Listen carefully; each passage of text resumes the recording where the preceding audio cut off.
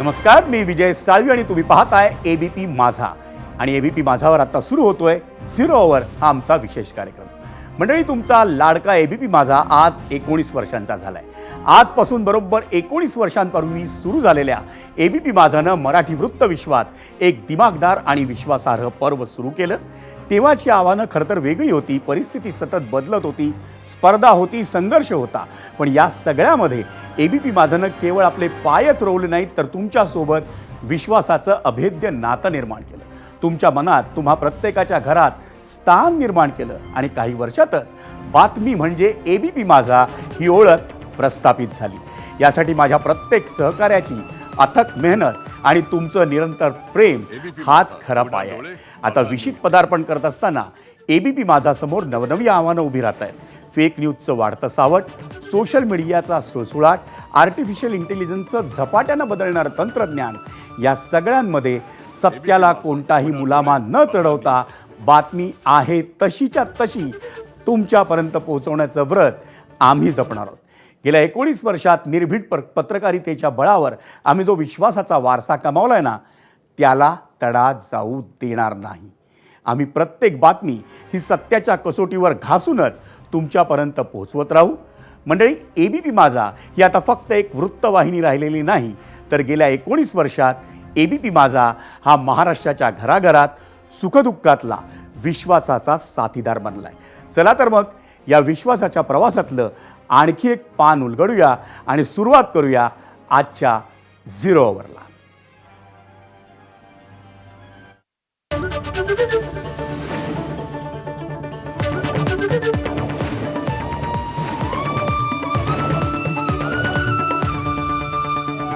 ABP माझा, उघडा डोळे बघा नीट.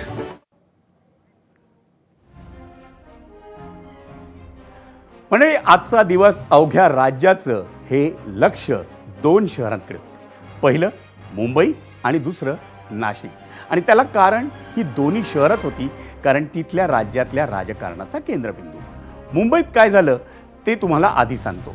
ठाकरेंच्या शिवसेनेच्या 6 बंडखोर लोकसभा खासदारांनी आज अधिकृतरित्या शिवसेनेत प्रवेश केला. कुणी म्हणतंय विकासासाठी, कुणी म्हणतंय विचारांसाठी, कुणी म्हणतंय निधीसाठी. कारण काही असोत, 2024 साली याच 6 खासदारांनी भाजप आणि महायुतीच्या विरोधात ठाकरेंसह काँग्रेस आणि शरद पवारांच्या राष्ट्रवादी काँग्रेसची पारंपरिक मतं मिळवली होती आणि त्याच मतांच्या जोरावर खासदारकी मिळवली होती.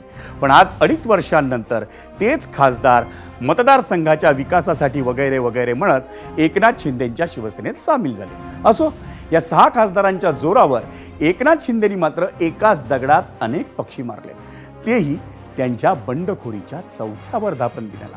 होय, 22 जून 2022 या दिवशी एकनाथ शिंदेंनीही ठाकरे वेळ देत नाहीत, शिवसेनेचं काँग्रेससोबतचं जाणं, बाळासाहेबांचे विचार अशी कारणं देत बंडखोरी केली होती. आणि आज 4 वर्षांनी 6 खासदारांनी पुन्हा तेच केलंय. या सगळ्याचं आपण विश्लेषण करणार आहोत. पण त्याआधी आपण नाशिकात जाऊ.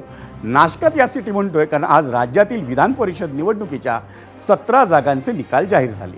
त्यातल्या 6 जागांचा निकाल हा बिनविरोध निश्चित झाला होता आणि त्या 6 जागा महायुतीनं बिनविरोध जिंकल्या.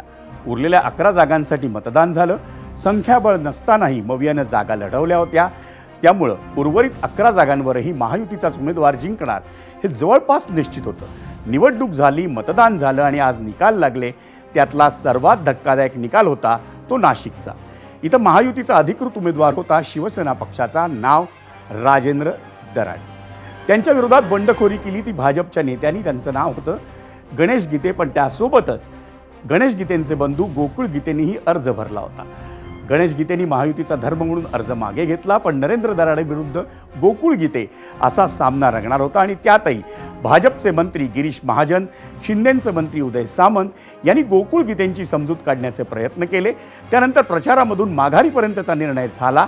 पण आज निकाल लागला तेव्हा शिंदेंच्या शिवसेनेला धक्का बसला, कारण इथं महायुतीचे अधिकृत उमेदवार म्हणजे दराडे पराभूत झाले आणि भाजपचे बंडखोर गोकुळ गीते जिंकले. पुढचं सारनाट्य पाहण्याआधी जरा निकाल पाहूया. विधान परिषदेचा अंतिम निकाल. सोलापूर मतदारसंघ राजेंद्र राऊत विजयी विरुद्ध वसंतराव देशमुख पराभूत. जळगाव नंदकुमार महाजन विजयी, पराभूत शरद तायडे. सांगली सातारा धैर्यशील कदम विजयी, अभयसिंह जगताप पराभूत.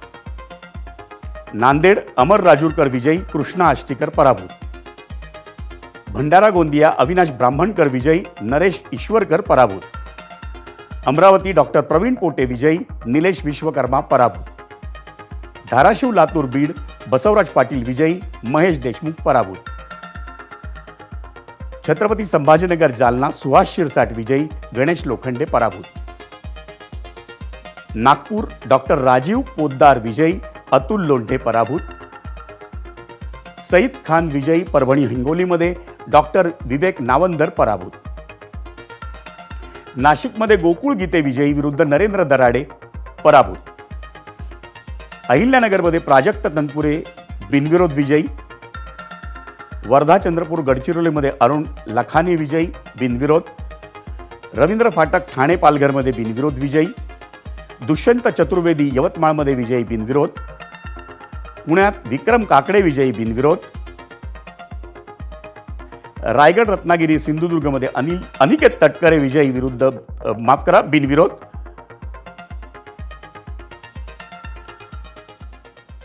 आणि मंडळी, राज्यातल्या विधान परिषद निवडणुकीत भाजपचे 11 उमेदवार होते, ते सारेच्या सारे जिंकले.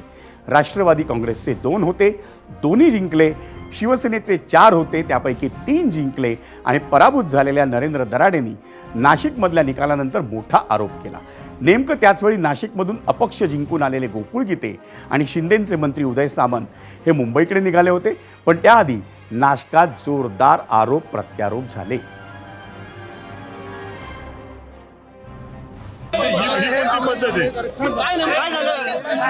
विश्वासघात केला आमच्याला त्यांनी. कोणी विश्वासघात काय झालं? सगळं डिटेल देईल. काय पैसे घेतले, काय गुन्हेगारी केली, सगळं आम्हाला पैसे देऊन आमच्या लोकांना विश्वासघात. त्यांनी तर शेवटच्या दिवसापर्यंत माझ्यावर प्रेशर ठेवलेलं होतं. आपल्याला माहित आहे का, त्या दिवशी पण मी मतदानाच्या दिवशी मला या ठिकाणी येऊन बाईट द्यायला लावली होती. गणेश भाऊंनी आपल्याला बाईट दिली होती की मी तो स्वतः दिली नाही, मी माझा फक्त प्रचार थांबवला होता. मी त्या निष्क्रिय उमेदवाराला पाठिंबा देऊ शकत नव्हतो. माझी पहिल्या दिवसापासूनची भूमिका स्पष्ट होती. मी सांगितलं होतं लोकांच्या स्वतःची वैचारिक मतं असतात, पक्ष आदेश काळात मानत नाही. 2018 साली पण भारतीय जनता पार्टीने तेव्हाच्या उमेदवारांसाठी व्हीप बजावला होता. त्या काळात पण लोकांनी या दराडेंवर विश्वास टाकला होता. दराडेने तो विश्वास गमावला, म्हणून गोकुळ गीते आज आमदार झाले. आता नाशिकमधल्या याच निकालावरून ठाकरेंच्या शिवसेनेकडून शिंदेंच्या शिवसेनेला चांगलाच टोला हाणण्यात आला. पण तोही पाहू. शिंदे गटाचा एक उमेदवार भाजपनं पाडला. ठीक आहे, याला सुद्धा बंड म्हणा, जसे ते म्हणतात. उद्रेक आहे, यालाही बंड म्हणा, यालाही उद्रेक म्हणा. प्रचंड पैशाचा वापर झाला शिंदे गटाकडून. धमक्या दिल्या. त्या धमक्यांची रेकॉर्डिंगसुद्धा तुम्ही ऐकलं असेल. गोकुळ गीतेंवर दबाव कसा आणला, त्यांना धमक्या कशा दिल्या. तरीही मतदारांनी शिंदे गटाच्या उमेदवाराविरुद्ध एक जात मतदान केलं आणि मोठ्या संख्येने ते निवडून आले. मंडळी, तुम्हीच ऐकलं ठाकरेंच्या शिवसेनेचे खासदार संजय राऊत काय म्हणाले. आणि संजय राऊतांच्या याच दाव्यावर आहे आपला पहिला प्रश्न, जो आपण नेहमी 0 ओव्हरमध्ये विचारतो. आणि तोच पाहण्यासाठी जाऊया पोल सेंटरला. आजचा पहिला प्रश्न काय आहे? आजचा प्रश्न आहे, नाशकात भाजप बंडखोर गोकुळ गीतेंचा विजय तर सेनेच्या उमेदवाराचा पराभव. भाजपच्याच लोकांनी शिंदेंचा उमेदवार पाडल्याचा ठाकरेंच्या नेत्यांचा दावा पटतो का? होय आणि नाही असे 2 पर्याय या प्रश्नावर आम्ही आपल्याला दिलेले.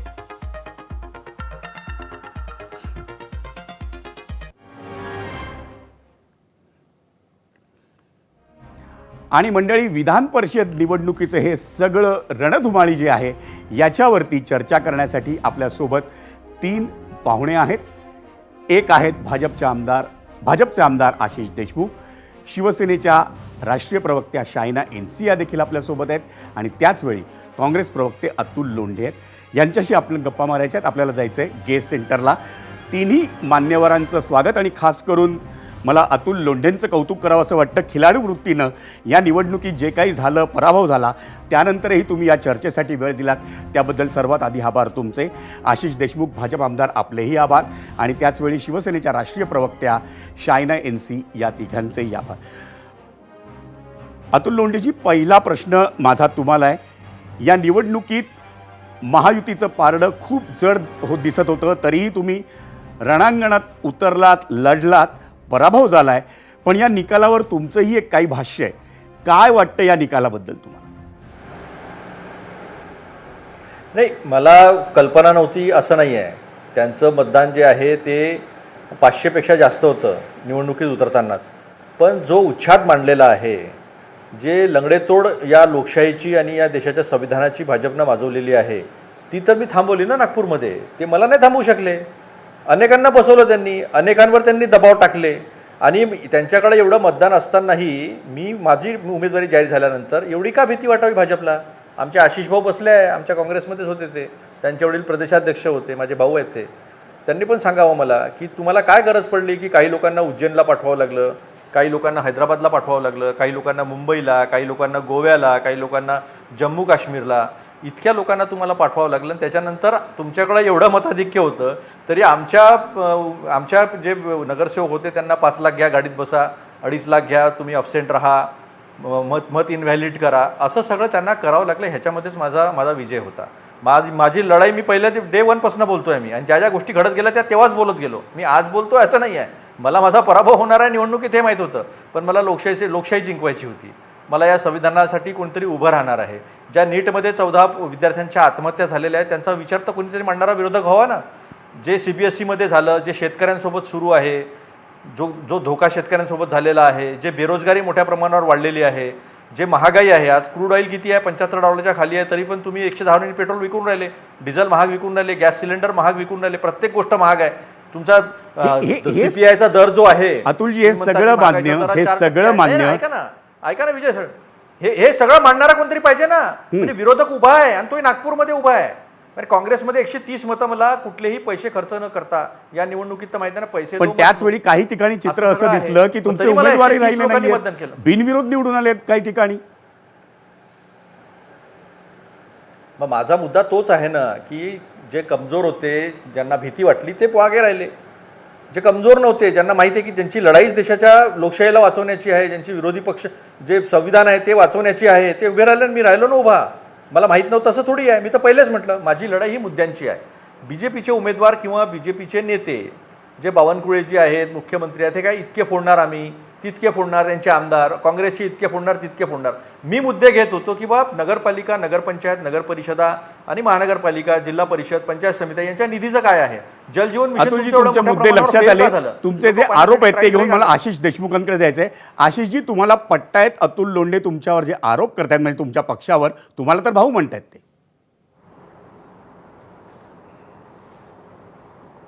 आणि बघा, विधानसभेच्या निवडणुकीमध्ये महाराष्ट्राने जो कौल दिला, त्यानंतर झालेल्या प्रत्येकच महानगरपालिकेमध्ये जो कौल आला, नगर परिषदा, नगरपालिकांमध्ये जो कौल आला, तो नक्कीच विकासाला साथ देत सन्मान्य देवेंद्रजी फडणवीस यांच्या नेतृत्वावर विश्वास ठेवून महाराष्ट्राच्या जनतेने महायुतीला साथ दिलेली आपण पाहिली आहे. ह्याही निवडणुकीमध्ये 17 आणि 1 नागपूरची पोटनिवडणूक, अशा 18 पैकी जवळपास 17 ही जागा ह्या जर महायुतीच्या येत असतील आणि यानंतरही काँग्रेस त्याच्यातून काही बोध घेणार नसेल, काही सुधारणार नसेल, आपसातले मतभेद, गटबाजी, रडरलेस काम जर विरोधी पक्ष करणार असेल तर वारंवार त्यांना असाच पराभव हा स्वीकारावा लागणार आहे. नक्कीच ह्या सर्व संदर्भामध्ये जनता ही भाजपा आणि महायुतीच्या सोबत राहिलेली आजच्या निकालामध्ये स्पष्टपणे दिसत आहे.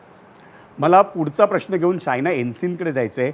शायनाजी, एकीकडे आपल्याला पूर्ण आपण महायुतीचं प्राबल्य पाहायला मिळते आपल्याला, पण नाशिकमध्ये मात्र शिंदेंच्या शिवसेनेचा अधिकृत उमेदवार नरेंद्र दराडे यांना पराभव स्वीकारावा लागला. भाजपचे बंडखोर गोकुळ गीते तिथे निवडून आले. नेमक्या या घडामोडीमध्ये काय अर्थ आहे? कारण याच्यामध्ये अर्थकारण देखील दडले असा आरोप केला जातोय. बघा, कधी कधी हार, कधी कधी जीत. आणि हिंदीमध्ये एक कहावत आहे, जो जीता वही सिकंदर. तर आम्ही हे स्वीकार करतात की कधी कधी तुम्ही बघितलं तर 80 सीट्स होते 2024च्या विधानसभा इलेक्शन मध्ये. कोणी विचारलं का की शिवसेना 60 सीट जिंकून येणार? तुमच्या आमचे नेता आदरणीय एकनाथजी शिंदेनी इतकी मोठी रिस्क घेतलं 2022 मध्ये आणि फक्त 40 उमेदवार आमदारला घेऊन पुढे गेले, तर लोकांनी सांगितलं पुढच्या वेळेला त्यांना 10 सीट पण नाही भेटतील, पण आम्हाला 7 आले की नाही. त्यानंतर तुम्ही बघितलं तर स्थानिक स्वराजमध्ये जे अपरंपार जीत होते शिवसेनासाठी, तिथे कोणी सांगितलं की ठाण्याचं बाहेर, कोकणचं बाहेर आमचं काही वर्चस्वच नाही, परंतु ते पण आम्ही दाखवलं. तर मला वाटते की कधी कधी हे स्वीकार करायचं आहे की राजकारणमध्ये रणनीती असो किंवा स्ट्रॅटेजी असो किंवा बंडखोर असो, दिस इज पार्ट अँड पार्सल आणि हे स्वीकार करायचं. परंतु काँग्रेस बद्दल मला फक्त हे सांगायचंय, त्यांची नैया जैसे बोलते हैं की उनकी नैया तो डूब चुकी है. आता ते काय करणार, कसं करणार पुढे जाऊन, नंबर्स पण नाही आणि जे ते स्वीकार करणार आणि इंट्रोस्पेक्ट करणार. आता उबाटाचा तुम्ही उल्लेख केलं की नाही, तुम्ही बघा की आजच्या दिवशी काय आहे त्यांची परिस्थिती. 6 त्यांचे सांसद आले आमचे हा मुद्दा आपल्याला घ्यायचा आहे शायनाजी, पण तुमचा आधीचा मुद्दा आहे जो काँग्रेसच्या दिशेने जातो तो घेऊन मी पुन्हा अतुल लोंढेंकडे जातो. अतुलजी, आशिष देशमुख जे ज्यांना तुम्ही भाऊ मानता ते म्हणतायत काँग्रेसला बोध घेता येईल का आत्ता तरी, आणि शायनाजींनी देखील काँग्रेसच्या विरोधात वक्तव्य केलंय. काय म्हणाल तुम्ही या दोघांच्या आरोपावर? नाही नाही, असं आहे, काँग्रेसला बोध सांगणाऱ्यांनी पहिले भाजपने या देशाच्या लोकशाहीचे 3-13 वाजवले, त्याच्या संदर्भात काय विचारात ते सांगितलं पाहिजे. या देशामध्ये विरोधकच नको, या देशामध्ये लोकशाहीच नको, या देशामध्ये निवडणुकाच नाही झाल्या पाहिजे. त्यांनी पहिले हे शिकलं पाहिजे की जेव्हा काँग्रेस खूप स्ट्रॉंग होती तेव्हासुद्धा काँग्रेसनी विरोधाचा सन्मान ठेवला, लोकशाहीमधल्या विरोधाला मान दिला आणि कधी अशा पद्धतीनं बसवण्याचा प्रयत्न नाही केला. ते जर या निवडणुकीला जनादेश मानत असतील तर ते माझ्यापेक्षा ज्येष्ठ आहे राजकारणामध्ये, ते 2 टर्मचे आमदार आहे, त्यांचे वडील जे आहे ते प्रदेशाध्यक्ष होते काँग्रेसचे, ज्येष्ठ मंत्री होते. त्यांचं जर असं म्हणणं असेल की हा जनाधार आहे तर हा लक्ष्मीधार आहे, हा पैसे दिल्याशिवाय होत होत नाही. कशाला पूर्ण केले आमच्या लोकांना? मी तर त्याच वेळेस बोलत होतो, कशाला 5-5 लाख रुपये 7-7 लाख रुपये दिले तुम्ही, आणि कशाला तुमच्याकडं 500चं लीड असताना सुद्धा तुम्ही हे मतदान केलं. मी तर लोकशाहीची लढाई लढत होतो, मी तर विरोधी पक्षाला तुम्ही नमवू शकणार नाही हा संदेश देण्यासाठी लढत होतो, मी तर संविधानाच्या रक्षणासाठी लढत होतो. हे तर एकदम स्पष्ट होतं. पण मग बोध कोणाला घ्यायचा आहे? म्हणजे तुम्ही लोकशाही संपल्यानंतर तुमचे डोळे उघडणार आहे का? तुमचं कोण ऐकतं? मंत्रिमंडळामध्ये देवेंद्र फडणवीसांशिवाय दुसरा कुठला मंत्री नाही आहे, फक्त काम देखले आहे. तसंच केंद्राच्या मंत्रिमंडळामध्ये नरेंद्र मोदी, त्यांचे 76 IAS ऑफिसर आणि अमित शहा, याच्या व्यतिरिक्त कुठला मंत्री नाही. हे खाजगीत बोलतात आम्हाला मंत्री लोक की आम्हाला काही अधिकार नाही. एखादा आपण पब्लिकचं काम सांगितलं की असं असं काम आहे तर ते म्हणते आम्हाला काही अधिकार नाही, तुमचे मित्र आहेत देवेंद्र फडणवीस साहेब, त्यांच्याशी बोला. आहे ना आमचे मित्र. पण ही जी परिस्थिती आहे, ही परिस्थिती किती भूषणाव आहे? याचं भूषण शायनाताईला आणि आशिष दादाला आहे का? मला नाही आहे त्याचं भूषण. मी त्याचं भूषण कधी बाळगू पण शकत नाही. आणि मी म्हणून माझी जी लढाई आहे ती लढाई मी लढलो. मला मतांचा काही प्रश्न नाही, पण तेवढ्या ह्याच्यातली लढलात आणि तुम्ही दोघांच्याही प्रश्नांना किंवा दोघांच्याही आरोपांना उत्तर दिले. 130 पण शायनाताईंनी 130 मतं भेटलेत मला विजय. होय. त्या काळात 5 लाख 10 लाख घेतल्याशिवाय याच्यात मतदान होत नाही. 130 मतं भेटलेत मला, म्हणजे माझ्यासोबत 130 काँग्रेसचे 72 आहेत शिपाई. त्याच वेळी अतुलजी, तुमच्याच पक्षाची 39 मतं तुमच्या वाट्याला नाहीत, याच्या मागे काही आहे का? नाही ठीक आहे, मी तुम्हाला या लढाईमध्ये विरोधी पक्ष आहे आणि मोकाट रान नाही आहे भाजपला. देशातली लोकशाही संपवण्याची जी 70 वर्षाच्या अथक प्रयत्नानंतर मिळवली आहे, 150 वर्षाच्या लढ्यानंतर मिळवलेली आहे, ती काही मोकाट रान नाही आहे. हा संदेश द्यायचा तो दिला आम्ही. नक्कीच. आपण आजच्या चर्चेतला दुसऱ्या मुद्द्याकडे बोलूया, जो शायनाजींनी काढला होता की आज 6 खासदार, लोकसभा खासदार हे अधिकृतरित्या शिंदेंच्या शिवसेनेत आले. शिंदेंच्या शिवसेनेचं ते यश मानलं जाते. पण आशिषजी, आज सकाळीच ABP माझाशी बोलताना तुम्ही हाच मुद्दा, जे आता ऑपरेशन टायगर म्हटलं जातं, त्यात ऑपरेशन टायगरमध्ये आता काही आमदार देखील येणार अशी चर्चा आहे. महायुतीत आणखी किती आमदार यावेत याविषयी तुमच्या मनात शंका आहे, ते भाजपच्या मध्ये ते यावेत याच्याविषयी तुमच्या मनात शंका आहे, नेमकं ते आज विषयात का? नाही बघा, आपण आज 2 महिन्यापूर्वी पाहिलं की ह्या देशामध्ये आपल्या देशाच्या अर्ध्या लोकसंख्येला म्हणजे महिलांना प्रतिनिधित्व लोकसभेमध्ये विधानसभेमध्ये मिळावं म्हणून महिला आरक्षण हे पारित होऊ शकलं नाही, कारण की NDAकडे 2/3 मेजॉरिटी लोकसभेमध्ये राज्यसभेमध्ये नाही आहे. म्हणून आज आलेल्या खासदारांचा मी मनपूर्वक स्वागत करतो. नक्कीच बंगालमधून देखील सगळे खासदारांचं आम्ही स्वागत करतो. त्यांच्या येण्यामुळे ह्या देशाला सन्माननीय मोदीजींच्या नेतृत्वामध्ये विविध रिफॉर्म्स, मग महिला आरक्षण असेल, युनिफॉर्म सिव्हिल कोड असेल, किंबहुना वन नेशन वन इलेक्शन सारखे न भूतो न भविष्यती असे बिलं पास करण्यामध्ये नक्कीच मदत होते आहे. आणि म्हणून आवश्यकता असल्यामुळे हे सगळे खासदार आज NDA मध्ये येत आहेत, त्यांचं आम्ही मनपूर्वक स्वागत नक्कीच करू. पण आज आपण महाराष्ट्र विधानसभेची जर परिस्थिती पाहिली तर 2/3 पेक्षा जास्ती, 3/4 पेक्षा जास्ती, मी तर म्हणेल जवळपास 80% आमदार, 288 पैकी जवळपास 237-38 आमदार हे महायुतीच्या विविध घटक पक्षांना मिळून नक्कीच आहे. म्हणून लोकशाहीमध्ये आपण राहतो, पार्लमेंटरी डेमोक्रेसीमध्ये राहतो. ज्यांना विरोधाचा जो जनमानसाचा आवाज उठवण्यासाठी तिथे जर ठेवलाय तर त्यांनी तिथंच राहावं. इथं येऊन गर्दी केल्यापेक्षा समोरच्या निवडणुकांमध्ये आपसामध्ये वाद होऊन उमेदवारीबद्दल मतभेद होण्यापेक्षा आज परिस्थिती अशी आहे की विधानसभेत बोलायला जावं तर सत्ताधारी पक्षाकडे एवढे लोक आहेत, त्यांना आपलं म्हणणं मांडता येत नाही. साधीची लहानशी गोष्टी सांगतो, विकासाच्या संदर्भामध्ये असेल, निधीच्या संदर्भामध्ये असेल. आणि म्हणून मी म्हटलं आवश्यक होते 2/3 मेजॉरिटीसाठी, म्हणून खासदार नक्कीच NDA मध्ये स्वागत आहे. पण इथे अनावश्यक गर्दी गरजेची आहे का, असा फक्त जो प्रश्न माझ्या मनामध्ये आला तो मी सकाळी मांडला. त्यामध्ये अतिशय उत्तम प्रश्न तुमच्या मनात आला, पण तो भाजपला लागू आहे का शिंदेच्या शिवसेनेला?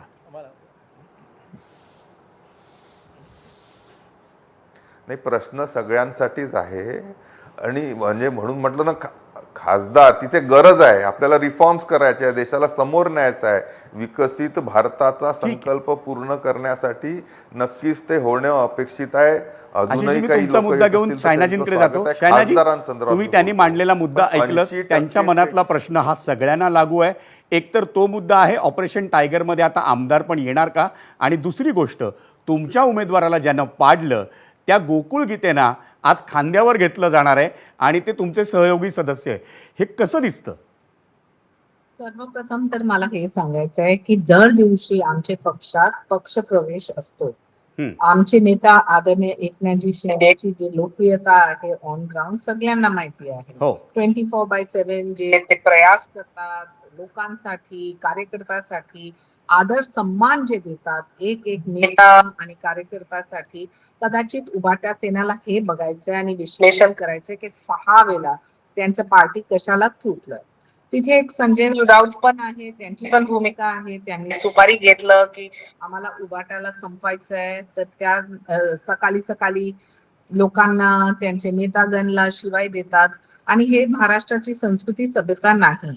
तुम्ही विचारलं की ह्यानंतर काय, हा कदाचित आमदार पण येऊ शकते, नगरसेवक पण. बघा, संविधानच्या अनुसार 2/3 मेजॉरिटी आहे, तर anti defection law, merger clause आहेच, आणि हे आहे डेमोक्रॅटिक प्रोसेस.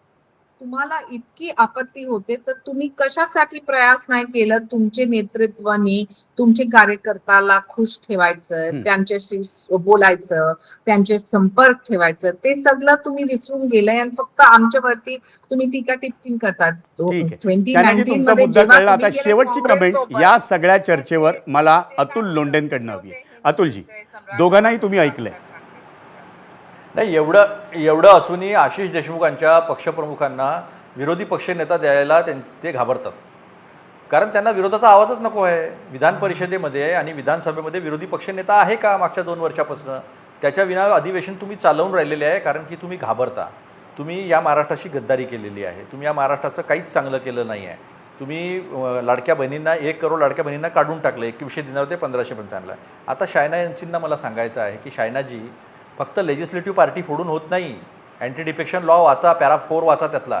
तुम्हाला पॉलिटिकल पार्टीसुद्धा ब्रेक करावी लागते. या देशातला सुप्रीम कोर्ट हे लक्षात घेत नाही. हे या देशाचं दुर्दैव आहे, या लोकशाहीचं दुर्दैव आहे. पॉलिटिकल पार्टीसुद्धा डिफेक्ट करावं लागते. 4 वर्ष झाले, एक निवडणूक पार होऊन गेलेली आहे, पण अजूनपर्यंत अँटी डिफेक्शनवर सुप्रीम कोर्टाने निर्णय दिला नाही आहे. म्हणून तुम्हाला हे बोलता येत आहे. आणि ते तुमच्याकडं वगैरे ते शिंदेंचं वगैरे काही नाही आहे. ते शिंदे वगैरे काही नाही आहे. जे काही आहे ते BJP आहे आणि अमित शहा चालवतात आहे. एखाद दिवशी सगळं खाली होईल ना, पायाखालची वाळू घसरून जाईल, कळणार पण नाही. हे या सगळ्या गोष्टी ज्या आहे या जनता आता ओळखत आहे. जनता ओळखत नाही असं नाही आहे. जनतेसमोर सगळं आहे. 14 आत्महत्या झाल्या, आज 15 पोरं जळून मेली तर लखनौमध्ये, याच्या पूर्वी पण सुरतमध्ये मेलेली होती. कोणाला काही पडलेलं नाही आहे, कोणाला भीती नाही आहे. बीजेपी आमच्या पाठीशी, आम्ही काही पण करू शकतो. बलात्कार करणारे बीजेपीतून येतात, त्यांचं समर्थन बीजेपीचे लोक करतात. अतुलजी, इतका तुमचा मुद्दा अनागोंदीची लक्षात माध्यमं आला. त्याच्याकडे आपल्याकडे जनता बघत चर्चेला नाही. असलेली वेळ संपत आली आहे, त्यामुळे तुमच्या तिघांचेही आभार मानणं क्रमप्राप्त आहे. तुम्ही तिघही, आशिष देशमुख, अतुल लोंढे आणि शायना एनसी, आपण तिघही या चर्चेत सहभागी झालात, आपले विचार मांडले, त्याबद्दल तिघांचे आभार. पण आपल्याला पहिल्या प्रश्नावर एबीपी माझाच्या प्रेक्षकांनी जो कौल दिलाय तो पाहण्यासाठी जायचंय पोल सेंटर. आपला प्रश्न होता, नाशकात भाजप बंडखोर गोकुळ गीतेंचा विजय तर सेनेच्या उमेदवाराचा पराभव, भाजपच्याच लोकांनी शिंदेंचा उमेदवार पाडल्याचा ठाकरेंच्या नेत्यांचा दावा पटतो का? 42,000 प्रेक्षकांनी या प्रश्नावरती कौल दिलाय. 88% म्हणतायत होय, पण 12% म्हणतायत नाही.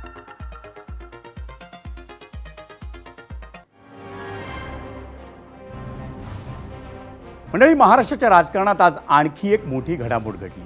शिवसेना उद्धव बाळासाहेब ठाकरे पक्षाचे 6 खासदार अधिकृतरित्या मुख्यमंत्री एकनाथ शिंदेंच्या नेतृत्वाखालील उपमुख्यमंत्री एकनाथ शिंदेंच्या नेतृत्वाखालील शिवसेनेत दाखल झाले. या प्रवेशामुळे ठाकरे गटाला मोठा राजकीय धक्का बसला असून शिंदे गटाची ताकद आणखी वाढली आहे. या प्रवेश सोहळ्यात उपमुख्यमंत्री एकनाथ शिंदेंनी सर्व खासदारांचं स्वागत करून त्यांना पक्षात सन्मानाची आणि योग्य जबाबदारी दिली जाईल अशी ग्वाही दिली.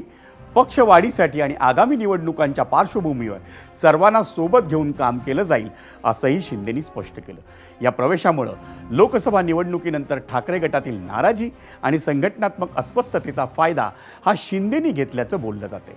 विशेष म्हणजे खासदारांच्या प्रवेशावेळी एकनाथ शिंदे यांनी आगामी राजकीय वाटचालीबाबत आत्मविश्वास व्यक्त केला.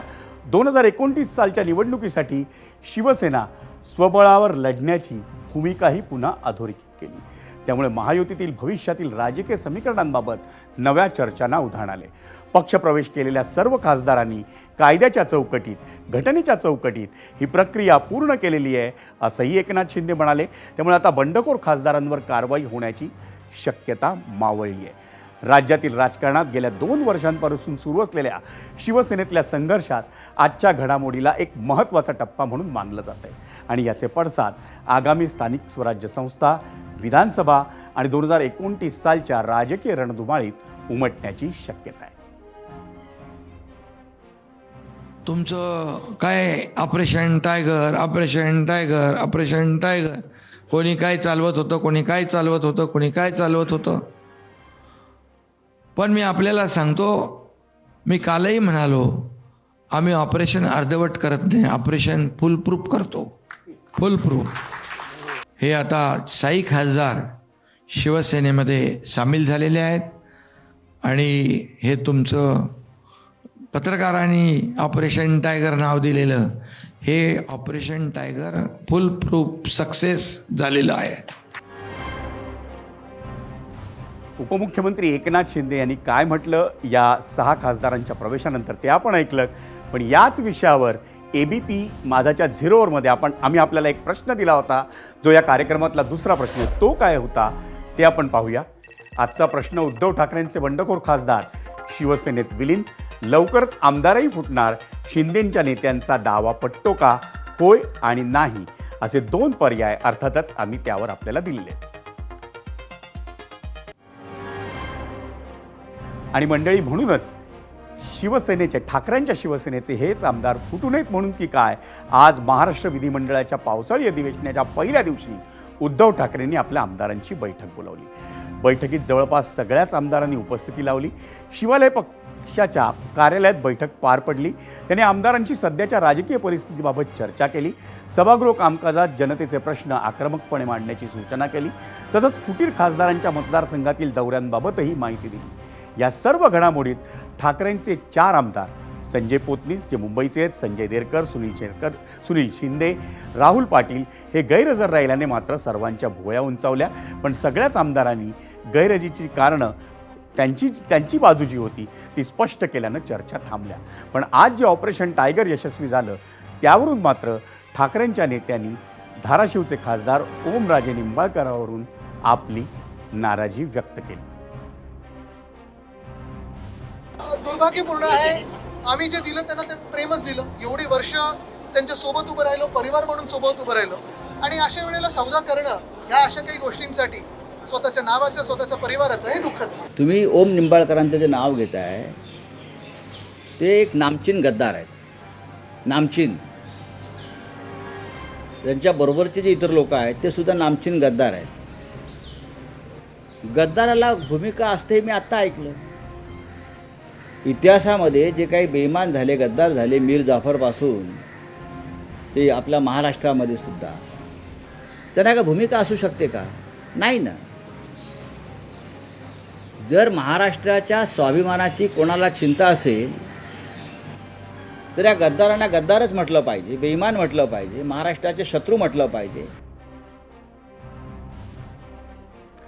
मंडळी, ठाकरेंच्या शिवसेनेचे 6 लोकसभा खासदार हे शिंदेंच्या शिवसेनेत सहभागी झालेत, विलीन झालेत. त्यामुळे शिंदेंच्या शिवसेनेचं लोकसभेतलं संख्याबळ वाढलंय. पण शिंदेंच्या शिवसेनेचं लोकसभेतलं संख्याबळ वाढलं त्यामुळे NDAचं संख्याबळ वाढलंय आणि म्हणूनच काही केंद्रातली विधेयकं मंजूर होण्याची देखील शक्यता वाढलेली आहे.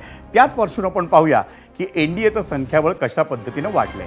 लोकसभेच्या खासदारांचं NDAचं संख्याबळ 2024च्या निकालाच्या वेळी होतं 292, त्याच्यात भाजपचे होते 240, जनता दल युनायटेडचे 12, लोजपचे 5, तेलुगू देसमचे 16, शिंदेंच्या शिवसेनेचे 7 आणि इतर 12 असे मिळून 292 खासदार होते.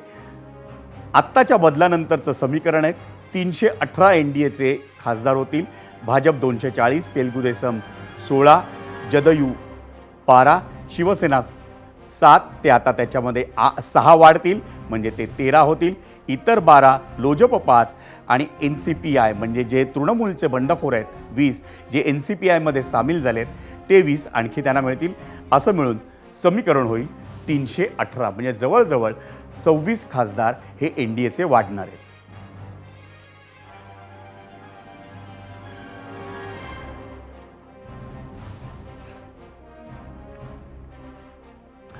मंडळी, असं म्हणतात की उचलली जीभ लावली टाळ्याला, आणि हे आजच्या जमान्यातल्या राजकीय नेत्यांचं खूप मोठं वैशिष्ट्य झालं आहे. आपल्या ज्येष्ठ नेत्याला खुश करण्याच्या प्रयत्नात किंवा विरोधकांवर तोंडसूक घेण्याच्या प्रयत्नात आपण नेमकं काय बोलतोय याचं सध्याच्या राजकीय नेत्यांना अनेकदा भान राहत नाही आणि उत्साहाच्या भरात त्यांच्याकडून चुका किंवा चुकीची वक्तव्य होतात. एकनाथ शिंदेंच्या शिवसेनेचे नेते किरण पावसकर यांचाही आज त्या यादीत समावेश झाला. त्याचं झालं असं की ठाकरेंच्या शिवसेनेच्या 6 बंडखोर लोकसभा खासदारांच्या शिवसेनेतल्या पक्षप्रवेश सोहळ्यात उपमुख्यमंत्री एकनाथ शिंदे यांचे चिरंजीव आणि खासदार श्रीकांत शिंदे यांची भलामण करण्याच्या प्रयत्नात पावसकरांनी एक वादग्रस्त वक्तव्य केलं. ते म्हणाले, एकीकडे सांगितलं जातं की आजपर्यंत मला सांभाळलं, आता दुसऱ्याला सांभाळा, मग माझ्या मुलाला सांभाळला. हे वाक्य उद्धृत करत पावसकरांनी ठाकरेंच्या शिवसेनेची चक्क पाळणाघराशी तुलना केली. धक्कादायक बाब म्हणजे 2012 सालच्या शिवसेना मेळाव्यात शिवसेना प्रमुख बाळासाहेब ठाकरे यांनी आपल्या अखेरच्या रेकॉर्डेड भाषणात हे वाक्य अतिशय भावूक होऊन उच्चारलं होतं. बाळासाहेब म्हणाले होते की आजवर तुम्ही मला सांभाळलं, तसंच उद्धवला सांभाळा, आदित्यला सांभाळा. पावसकरांनी बाळासाहेबांचं तेच वाक्य उद्धृत करून जाहीर व्यासपीठावरून केलेली ही तुलना उपमुख्यमंत्री एकनाथ शिंदे आणि त्यांच्या शिवसेनेच्या पचनी पडली का हे मात्र अजूनही कळू शकलेलं नाही. पण आपण पाहूयात बाळासाहेबांचं ते वाक्य आणि पावसकर नेमकं काय म्हणतात. मला सांभाळलं, उद्धवला सांभाळा, आदित्यला सांभाळा आणि महाराष्ट्राचा उत्कर्ष करून द्या, असेच मी आपल्या चरणी नतमस्तक होऊन प्रार्थना करीन. इमानाला महत्त्व द्या, आम्हाला नाही. मला सांभाळलं, उद्धवला सांभाळा, आदित्यला सांभाळा आणि महाराष्ट्राचा उत्कर्ष करून द्या, असेच मी आपल्या चरणी नतमस्तक होऊन प्रार्थना करीन. इमानाला महत्त्व द्या, आम्हाला नाही. मला सांभाळलं. डॉक्टर श्रीकांत शिंदे साहेब, हे सगळे आल्यानंतर यांची जबाबदारी आपल्या खांद्यावर आहे. एकीकडे सांगितलं जातं आजपर्यंत मला सांभाळलं, तुम्ही दुसऱ्याला सांभाळा, त्यांना सांभाळलं की मुलाला सांभाळा. अरे हे काय पाळणा घर आहे का? आणि इकडे सांगितलं जातं की शिंदे साहेबांनी सांगितलं होतं जे जे लोक माझ्याबरोबर आलेत, डॉक्टर श्रीकांत शिंदे, ही तुमची पण जबाबदारी आहे आणि तुम्ही माझ्या सर्व लोकांना सांभाळायचं आहे. हा फरक आहे आजच्या गोष्टीत.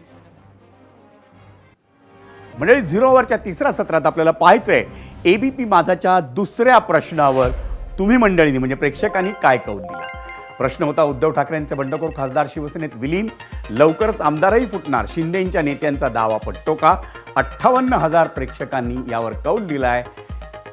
65% प्रेक्षक म्हणतायत होय, पण 35% प्रेक्षक म्हणतायत नाही.